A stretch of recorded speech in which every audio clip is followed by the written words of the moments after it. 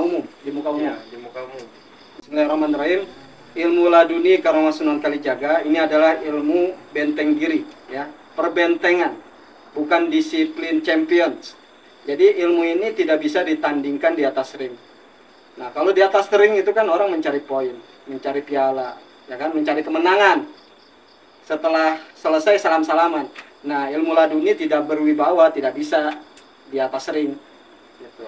Jadi ilmu laduni ini pertahanan diri kita di kejadian yang nyata. Contohnya, pulang malam dari Jogja mau pulang ke rumah, ya, Klaten, tiba-tiba ada yang nyerang dari belakang, litih atau apa ya, tiba-tiba ada yang mau begal. Nah, ini namanya orang zolim, paham ya? Orang zolim itu gak kenal ampun, bunuh-bunuh sekalian.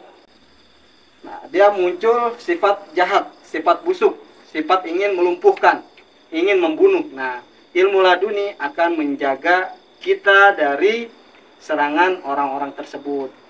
Jadi bukan untuk di gaya-gayaan. Jadi ring itu bukan patokan. Ring itu tempatnya orang silat, orang tinju, ya kan? Beradu tanding nyari poin. Pernah nggak ngelihat MMA? Mukul terus dicekek sampai dia mati? Enggak kan? Pasti dipisahin kan? Berarti kan bukan orang jahat kan? Itu mencari poin, bener nggak? Nggak mungkin di atas ring dicekek terus wasitnya diem aja, nggak mungkin kan? Pastinya kan hanya mencari poin, tidak ada niat ingin membunuh. Ilmu laduni bukan untuk itu. Ilmu laduni bela diri ini adalah karomah waliullah, yang dimana kita sebagai pengamalnya untuk penjagaan diri kita, di waktu yang terdesak, di waktu yang tepat. Seperti yang saya bilang tadi, ada yang ingin ngeroyok kita, ada yang ingin membunuh kita, maka ilmu laduni ini akan menjaga kita. Ingat kan kasus Verdi Sambo? Itu apakah Sambo bohongan nembaknya? Beneran kan?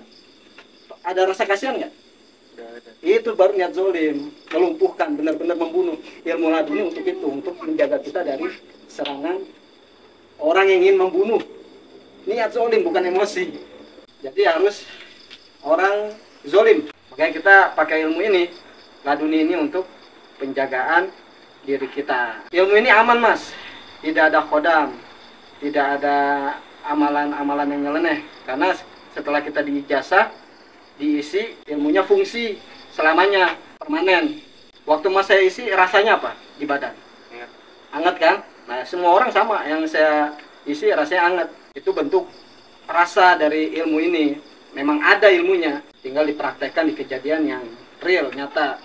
Ilmu ini aktif sama siapa? Sama orang zolim, ya. Terus ketika kita diserang, bukan menyerang, tapi ketika kita diserang oleh hewan buas, kita naik gunung, terus ada hewan buas nyerang kita ucap rapat, lemes, pingsan, hasilnya itu. Tapi kalau hewan buas, kalau kena reaksi ilmu laduni ini, dia 10 menit sampai 15 menit, nanti dia sembuh sendiri. Makanya ada jeda waktu 10 menit ini, kita langsung kabur, melarikan diri. Inilah ilmu Allah, kekuasaan Allah. Orang non-muslim bisa nggak diijazah? Bisa. Tapi sekedarnya aja, powernya sekedarnya aja dapat ilmu ini. Nggak ada larangan untuk non-muslim untuk ikut ilmu ini. Semoga menjadi hidayah buat mereka. Ternyata Islamnya khazanahnya banyak, khazanah keilmuannya. Terus apakah ilmu laduni ini sugesti? Contoh, saya ahli sugesti. Mas ingin bunuh saya. Bisa nggak saya sugesti Mas? Dong, jangan bunuh. Nggak bisa kan? Pasti Masnya tetap akan bunuh saya kan? Nah, kalau ilmu ini sugesti, maka kita akan kena pukul. Kayak gitu, akan dibunuh. Nah, ilmu ini bukan ilmu sugesti, bukan hipnotis.